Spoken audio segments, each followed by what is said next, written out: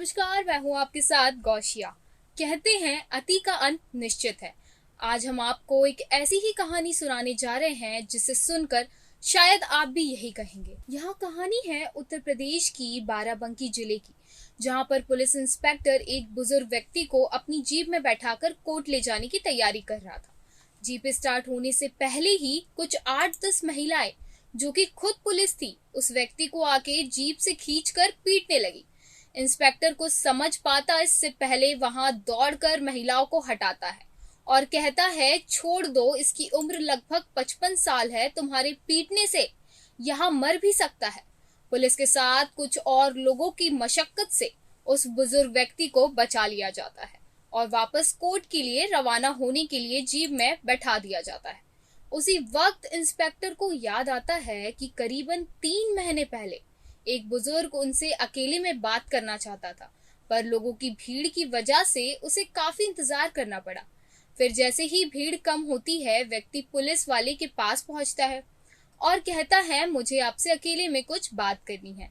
Police वाला कहता है, जो कहना है सबके सामने कहो। लेकिन बुजुर्ग की विनती करने पर पुलिस उस बुजुर्ग व्यक्ति की बात सुनने के लिए तैयार हो जाता है। बुजुर्ग व्यक्ति बात सुनाने से पहले ही रोने लगता है। इंस्पेक्टर के डांटने पर वह कहता है कि मेरी बेटी गांव छोड़कर चली गई है। वहां गांव की ही प्राइमरी कक्षा में पढ़ती थी। 4वीं क्लास तक तो वह बहुत अच्छे नंबरों से पास होती थी, लेकिन 5वीं क्लास में आते ही वह फेल हो गई। मैंने मास्टर जी से इसकी शिकायत की तो उन्होंने एक्स्ट्रा क्लासेस दिलवाने के लिए कहा। रोजाना मैं उसे स्कूल की छुट्टी के बाद एक्स्ट्रा क्लास के लिए स्कूल में ही छोड़ दिया करते थे। पर एक दिन मेरे दोस्त ने मुझसे आकर कहा कि पूरे गांव में चर्चा चल रही है कि मेरी बेटी मास्टर के साथ अकेले कमरे में बंद होकर कौन सी क्लासेस लिया करती है। ऐसी कौन सी क्लास है जो कमरे में बंद होकर ली जाती है? कैसे बाप हो तुम, अपनी बेटी को उस मास्टर के पास अकेले छोड़ देते हो। यह सब सुनकर बुजुर्ग स्कूल जाता है। दरवाजा जोर जोर से खटकाता है। उतने में मास्टर बाहर आता है, लेकिन उसे आने में करीबन 2 से 3 मिनट लग जाते हैं। मास्टर बाहर आकर बेटी के पिता को चिल्लाने लगता है। कहता है, तुम नहीं चाहते कि तुम्हारी बेटी कक्षा में पास हो? तो बुजुर्ग कहता है, मैं यही चाहता हूँ कि मेरी बेटी कक्षा में पास हो ताकि उसकी शादी में कोई दिक्कत ना आए, लेकिन आप इस तरह बंद कमरे में पढ़ाएंगे तो उससे उसकी बदनामी होगी। बस इतना ही कहकर व्यक्ति अपने घर आकर निर्णय लेता है कि उस विद्यालय में अपनी बच्ची को नहीं पढ़ाएगा और साथ ही उसका नाम विद्यालय से कटवा देगा। पर किसी न किसी वजह से मास्टर उस लड़की को विद्यालय बुलाता है, उससे कुछ बातचीत करता है और दूसरे दिन से ही लड़की के साथ मास्टर भी गांव में दिखाई नहीं देता है। यह बातें सुनकर पुलिस वाले को भी हैरत हो जाती है। पुलिस वाला कहता है, आपको उसकी शिकायत दर्ज करानी चाहिए, आप उसके लिए एक रिपोर्ट लिख कर दे दो। पर बदनामी के डर से लड़की की माता रो रो कर कहती है, अगर हमने रिपोर्ट लिखवा दी तो हमारी बदनामी हो जाएगी, हमारी बेटी का नाम अखबारों में आएगा तो गांव में पता चल जाएगा। पुलिस वाला इस बात को गुप्त रखने का वादा करता है। साथ ही एक काबिल इंस्पेक्टर एसएन सिंह को इस मामले को सौंप दिया जाता है। कहता है, जल्द से जल्द लड़की को ढूंढकर माँ बाप को सौंप दिया जाए, साथ ही उस दरिंदे को गिरफ्तार कर लिया जाए। पर यह चीज बोलने में जितनी आसान लगती है, हकीकत में इतनी आसान भी नहीं थी। महीने दर महीने गुजर जाते हैं, लड़की का कुछ पता ही नहीं चलता है। गांव में एसएन सिंह पूछताछ करते हैं, वो भी यहाँ कहकर कि एक शिक्षक ने घोटाला किया है। पर इस पूछताछ से भी कुछ खास मालूमात नहीं हो पाती है। उतने में ही एसएन सिंह को दूसरा मामला सौंप दिया जाता है, जिसकी पड़ताल के लिए वहां लिहोरा जा रहा था। उतने में ही उन्हें एक लड़की दिखती है बुजुर्ग व्यक्ति के साथ। जैसे ही इंस्पेक्टर लड़की के पास पहुंचते हैं, बुजुर्ग व्यक्ति वहां से भाग जाता है।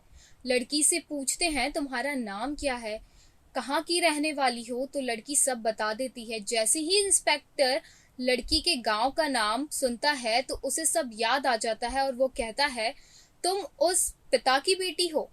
माफ कीजिएगा, हम आपको उसके पिता का नाम नहीं बता सकते। फिर इंस्पेक्टर उससे सवाल करता है, तुम्हारे साथ जो बुजुर्ग व्यक्ति था वो कहाँ है? लड़की कहती है, वह आपके डर से पेड़ के पीछे छुप गया है। पुलिस उसे पकड़कर थाने ले जाता है और महिला कांस्टेबल को लड़की से पूछताछ करने के लिए कहता है। वह लड़की इतनी परेशान थी कि अपना बयान बताने से पहले फूट फूट कर रोने लगी और कहती है, मैं विद्यालय जाती थी, मास्टर मुझे गलत नजरिए से देखते थे, मुझे गलत तरीके से छूते थे और मेरे साथ बाकी लड़कियों के साथ भी ऐसा करते थे। मैंने इस बात पर नाराजगी जताई तो मास्टर ने मुझे चौथी कक्षा में फेल कर दिया और कहा, तुम मेरी बात मानोगी तो मैं तुम्हें पास करवा दूंगा। छोटी सी बच्ची थी, मास्टर जी की बात मान लेती है, फिर वह अपनी वारदात को अंजाम देता है। रोज ऐसा ही चलते रहता है। फिर मास्टर कहता है, अब तुम्हारे पिताजी मुझे तुमसे मिलने नहीं देंगे, इसलिए हम यहाँ से कहीं दूर चले जाते हैं जहाँ तुम्हें फिल्मों में भी काम करने का मौका मिलेगा। 14 साल की बच्ची थी, मास्टर की बातों में आ गई और उसके साथ चली जाती है। गांव से बाहर जाकर किराए का कमरा लेता है और सिंदूर लाकर बच्ची की मांग में भर देता है और कहता है, हमारी शादी हो गई है। बच्ची कहती है, इस तरह शादी नहीं होती, तो उसे डरा धमका कर अपनी वारदात को अंजाम देता है। इसी तरह चलता रहता है। रोज बच्ची के साथ बलात्कार होता है और एक दिन तो वह आदमी एक आदमी को लेकर आता है और कहता है, यहाँ हमारी शादी का रजिस्ट्रेशन करवा देगा और उस बच्ची को उस आदमी के साथ अकेला छोड़कर चला जाता है। वह व्यक्ति भी उसके साथ रेप करता है। उस आदमी की शिकायत वह मास्टर जी से करती है तो वह कहता है कि शादी के लिए रजिस्ट्रेशन कराने के लिए इस तरह की प्रक्रिया की जाती है। शहर व शहर बदलते जाते हैं, लड़की के साथ रेप करने वाले लोग बदलते जाते हैं। मास्टर अपनी जरूरतों के साथ पैसा कमाने के लिए उस छोटी सी फूल सी बच्ची का इस्तेमाल करते जाता है।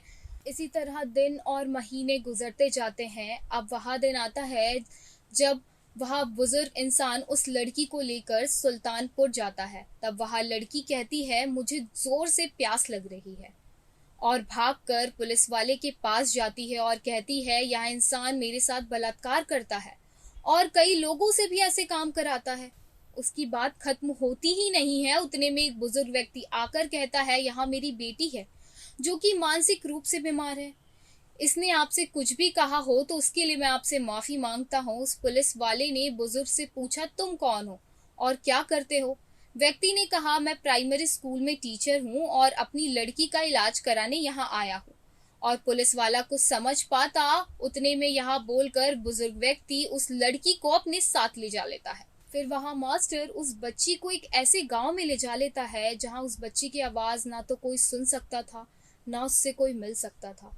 वहां ले जाकर उस लड़की को बहुत मारता पीटता है और यहाँ कहता है, तू जितना चिल्ला सकती है चिल्ला ले, यहाँ तेरी आवाज सुनने वाला कोई नहीं है। अलग अलग लोगों की उस बच्ची के साथ रेप करते हैं। यह सब सुनकर महिला कांस्टेबल इमोशनल हो जाती है और उस मास्टर को जाकर बहुत पीटती है और इतना मारती है कि वह मास्टर बेहोश हो जाता है। अब वह दिन भी आ जाता है जब इस मास्टर को कोर्ट ले जाना होता है। कोर्ट में सुनवाई के लिए लड़की के पिता को बुलाया जाता है, पर उनकी अनुपस्थिति के कारण यह केस कमजोर पड़ जाता है। इस सारे मामले के सबूत इकट्ठे किए जाते हैं और उस मास्टर को केवल 7 साल की सजा मिलती है। उधर उस लड़की के पिता बदनामी के डर से लड़की की शादी करवा देते हैं। लेकिन इस घटना को सुनने के बाद हमारे पास शब्द कम है, लेकिन हम फिर भी यहाँ कहेंगे, मास्टर ने जो काम किया है वो काफी निंदनीय, अकल्पनीय और घिनौना है।